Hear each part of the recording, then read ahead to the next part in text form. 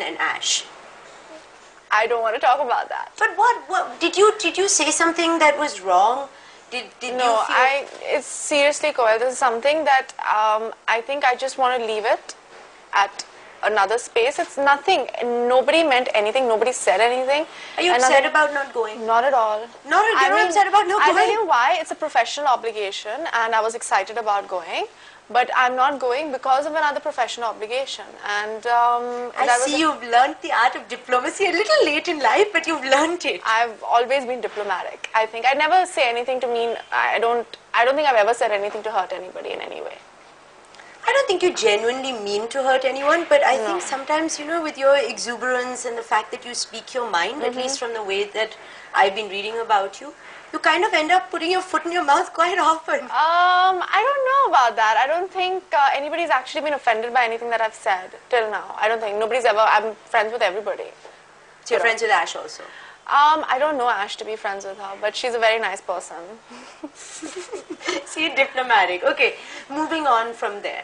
You have always been, like, wanting to be an actress. No, I don't know what you've been reading, but I've never wanted to be wanted to be an actor, no. I finished my 12th grade and I had a year off, so I decided I wanted to, like, assist Sanjay on Black. Because it was supposed to be a small film at that point and it was supposed to get over in 6 months. So before this, you never wanted to act. All the stuff that I've been reading, it says that you were an attention seeker, you always wanted to be the center of everyone's attention. No. I don't know what have you been reading. It's all out there, honey. I know, but I'm obviously I'm a Gemini, slightly. Acha, now it explains it all. So one minute you're an attention seeker, the other minute you're not. No, I'm actually... I read a lot. I like my own company a lot. I like sitting in my room and watching movies, but at the same time, I like going out with my friends. I like clubbing. I like having a good time. And Rani is a very close friend of mine. She was working on this film. And she'd come to visit me in Singapore. And she said, you know, I'm going to start this film. And she's really uber excited about it. So I said, okay, let me meet this man. And he met me and he decided to cast me in this next film. But what was it about you at that time? Because you were actually 90 kilos, is that yes, right? You were overweight. You say you didn't want to act. You went to him for a direction job and he decides to cast you. What was it about you that he saw? I have no idea, because if I actually had gone to him to act, I would have probably lost maybe 30 kilos.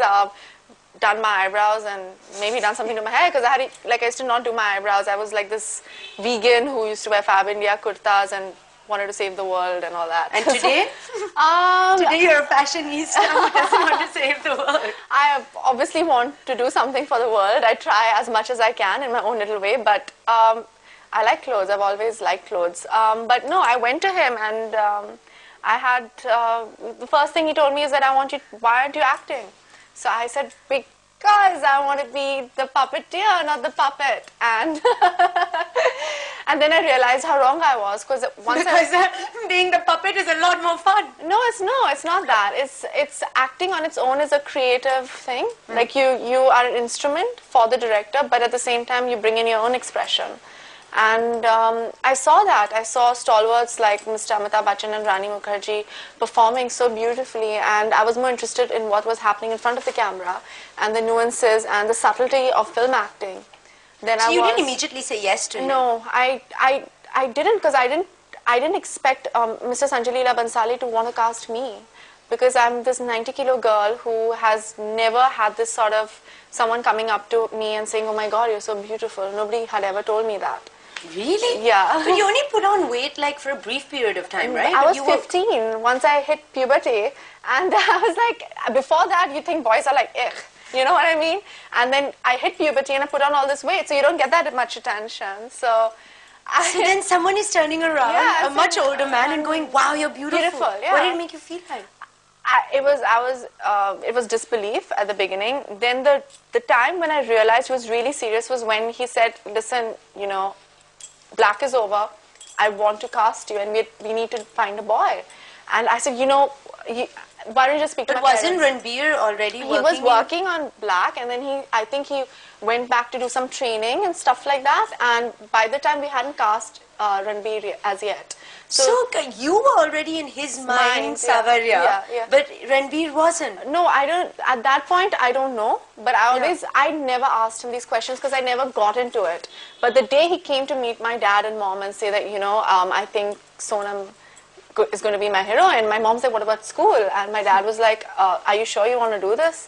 And I was like, yeah, I'm, whatever. And had you lost the weight by this time? I'd lost half the weight while working. Because I'd never been on a set before. And were you really a slave on, because ADs have the toughest job. Yeah, it's hard work. It's a lot of work. You're on your feet like 13-hour days and stuff like that. But I was so young at that point, like 17, 18, I like really wanted to work, and the amount of energy that you have when you're at that age, I mean, like you know what I mean? Because you're so old right now, right? But that energy is just, you're so enthusiastic about everything. You're just like, I want to do this, and what do you want me to do? And it's like, I was I'm ready for everything. So you didn't have an easy time. Like they didn't cut any sort of special rules because you're Anil Kapoor's daughter. You're going to be the future heroine of his film. Nobody knew that at that point, and I was there doing a job, and nobody eventually when the ball is in your court, you are working. Nobody is going to cut any slack. You have to get the job done. You know what I mean? And Mr. Bansali really wanted to teach me. So I think in that sense, he was a good teacher. So what do you think went wrong with Savarya? Like now in retrospect, you've had some distance from it. How would you have done it differently if you were directing it? I don't think, honestly speaking, when I see Savarya again and again, I just think it's a beautiful film, and I don't understand. Sometimes things just, stars don't align, I guess. I don't know. I just find, you've been a part of so many films. Do you know what goes wrong? You never know. You work so hard. You give your all to it. I think actually sometimes I do know what goes wrong, but not at the time. Not at the time. With a bit of distance, yeah, you kind of